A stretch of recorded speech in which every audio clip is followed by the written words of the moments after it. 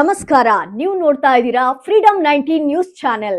ನಿಖರ ಮತ್ತು ಪರಿಶೀಲಿತ ನಿರಂತರ ಸುದ್ದಿಗಳನ್ನ ಜವಾಬ್ದಾರಿಯುತವಾಗಿ ತಲುಪಿಸುವಂತ ವಿಶ್ವಾಸಾರ್ಹ ಸುದ್ದಿ ವೇದಿಕೆ ಫ್ರೀಡಂ 19 ನ್ಯೂಸ್ ಚಾನೆಲ್ಗೆ ತಮಗೆಲ್ಲರಿಗೂ ಆತ್ಮೀಯವಾದಂತಹ ಸ್ವಾಗತ. ಬನ್ನಿ ಇವತ್ತಿನ ಸುದ್ದಿಗಳನ್ನ ನೋಡೋಣ.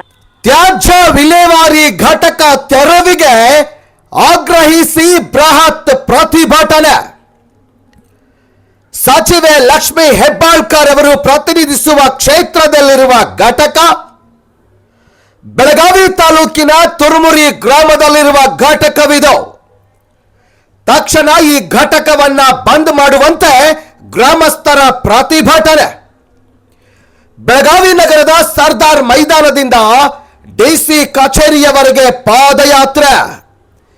ಈಗಾಗಲೇ ಸಚಿವೆ ಹೆಬ್ಬಾಳ್ಕರ್ ಅವರಿಗೂ ಮನವಿ ಮಾಡಿರೋ ಗ್ರಾಮಸ್ಥರು ತುರುಮುರಿ ಸೇರಿ ಉಚ್ಗಾಂವ್, ಬಾಚಿ, ಕೋಣೆವಾಡಿ, ಸುಳಗ, ಗೋಜಗ, ಮಣ್ಣೂರ್, ಕಲ್ಲೆಹೋಳ, ಅಂಬೇವಾಡಿ ಗ್ರಾಮದ ಜನರು ಭಾಗಿಯಾಗಿದ್ರು.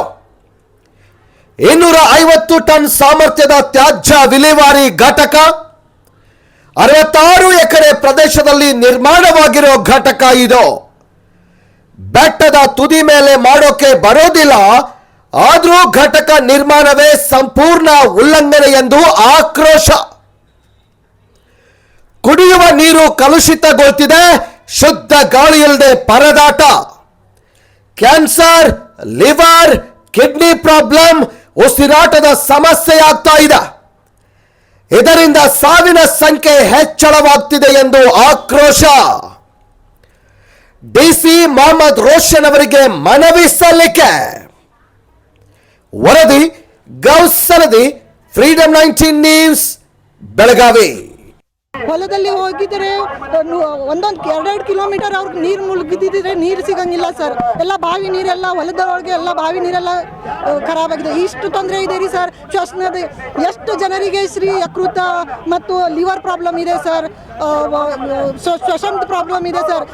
ಇನ್ನೊಂದು ಕೆಲವಾರು ವರ್ಷ ಹೋಗಿದ್ರೆ ನೀವು ಪ್ರಶಾಸನ ನಮ್ಮೂರಿಗೆ ಎಲ್ಲರೂ ನೀರು ಉಪಲಬ್ಧ ಮಾಡ್ತಾರು, ಎಲ್ಲ ಆರೋಗ್ಯ ಸೇವೆ ಉಪಲಬ್ಧ ಮಾಡ್ತಾರು. ಆದರೆ ನಮ್ಮ ಊರಿಗೆ ಸರ್ ಆಕ್ಸಿಜನ್ ಕೊಡಬೇಕಾಗಿತ್ತೆ. ಇನ್ನೊಂದು ಹಲವಾರು ವರ್ಷ ಹೋಗಿದ್ರೆ.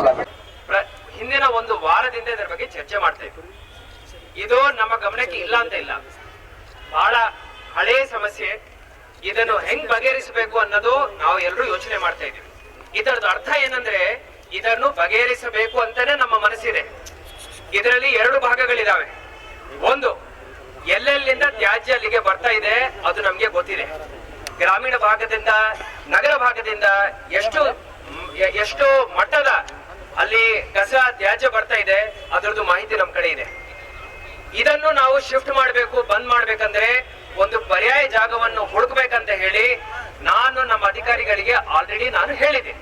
ಇದರದ ಅರ್ಥ ಏನಂದ್ರೆ ನಾವು ಇದನ್ನು ಶಿಫ್ಟ್ ಮಾಡ್ಲಿಕ್ಕೆ ಪ್ಲಾನ್ ಮಾಡ್ತಾ ಇದೀವಿ. ಬಿಸಿಲಲ್ಲಿ ಇರೋ ಅವಶ್ಯಕತೆ ಇಲ್ಲ. ನಿಮ್ದೇನು ಮನವಿ ಇದೆ, ನೀವೊಂದು 10 ಜನ ನನ್ನ ಜೊತೆ ನನ್ನ ಟೇಬಲ್ ಮೇಲೆ ಕೂತ್ಕೊಂಡು ಮಾತಾಡ್ಬೇಕು. ಅದು ಪದ್ಧತಿ. ಈಗ ತಾವು ಏನ್ ಮಾತಾಡಿದಿರೋ ಎಲ್ಲರೂ ಗೊತ್ತಾಗಿದೆ, ಎಲ್ಲ ಜನಪ್ರತಿನಿಧಿಗಳಿಗೆ ಗೊತ್ತಿದೆ, अधिकारिಗಳಿಗೆ ನಮಗೆ ಗೊತ್ತಿದೆ. सभी को पता है आपको क्या चाहिए एंड इसका जो सोल्यूशन है उसके लिए हम पिछले 1-2 हफ्ते से काम कर रहे. इतना बड़ा जगह है, उसको अगर हमको शिफ्ट करना है तो मुझे ऑल्टरनेट जगह ढूंढनी पड़ेगी ना. लेकिन कंस्ट्रक्शन मैं बोलता हूँ, देखो भाई, मैं बहुत सुना. 1 सेकंड सुनो, तब 1 सेकंड. देखो क्या होता है ना, जब बड़ी भीड़ रहती है ना, पहले आप बात करो, मैं आपको इज्जत देता हूँ, फिर आप मेरे स्थान को थोड़ा इज्जत देके मुझे बात करने दो. बीच में बात, मैं आपको माइक चाहिए तो दे दूंगा वापस, आप बात कर लो. आपने जो भी रिक्वेस्ट किया मैंने सुना पीसफुली, आप आराम से रहो. देखो, जो भी कंस्ट्रक्शन हो रहा है अभी, जिसको भी इंस्ट्रक्शन देना है मैं दूंगा. अभी के लिए उसको हॉल्ट करने के लिए मैं बोलूंगा, ठीक है? मैं बोलता हूँ. मेरा बस इतनी ನಂದು ಬರೀ ಇಷ್ಟೇ ವಿನಂತಿ ಏನಂದ್ರೆ, ನಿವೇದನೆ ಏನಂದ್ರೆ, ಬೇಡಿಕೆ ಏನಂದ್ರೆ, ನಾವು ಡೆಸಿಷನ್ ತಗೊಳ್ಳೋ ತನಕ ಸ್ವಲ್ಪ ಶಾಂತಿಯಿಂದ ಇರ್ಬೇಕು.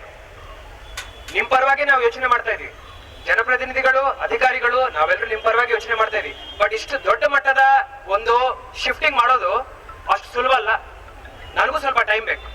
ಈ ಟೈಮ್ ನಾನು ಎಷ್ಟು ತಗೊಳ್ತೀನಿ, ಹೆಂಗ್ ಮಾಡ್ತೀನಿ, ನಾನೇನು ನನ್ನ ಇಷ್ಟ ರಾಜ್ಯ ಮಾಡ್ತಾ ಇಲ್ಲ, ನಿಮ್ಮೆಲ್ಲರ ಜೊತೆ ಕೂತ್ಕೊಂಡು ಚರ್ಚೆ ಮಾಡ್ತೀನಿ, ನಿಮ್ಗೆ ಹೇಳ್ತೀನಿ ಹೆಂಗ್ ಮಾಡ್ತಾ ಇದ್ದೀನಿ ಅಂತ. ಅದರ ಪ್ರಕಾರ ಈ ಒಂದು ಕೆಲಸ ಏನಿದೆ ಅದನ್ನ ಮುಂದುವರಿಸೋಣ. ಪ್ರತಿಯೊಂದು ಮೂಲೆಗೂ ನಿಖರ ಮತ್ತು ಪರಿಶೀಲಿತ ಮಾಹಿತಿಯನ್ನು ಜವಾಬ್ದಾರಿಯುತವಾಗಿ ತಲುಪಿಸುವಂತಹ ಪ್ರಯತ್ನದಲ್ಲಿ ನಾವು ಸದಾ ನಿಮ್ಮ ಜೊತೆ. ಫ್ರೀಡಮ್ 19 ನ್ಯೂಸ್ ಚಾನೆಲ್ನ ವೀಕ್ಷಕರಿಗೆ ಧನ್ಯವಾದಗಳು. ಮತ್ತೆ ಭೇಟಿಯಾಗೋಣ ಮುಂದಿನ ಸುದ್ದಿಗಳೊಂದಿಗೆ. ನಮಸ್ಕಾರ.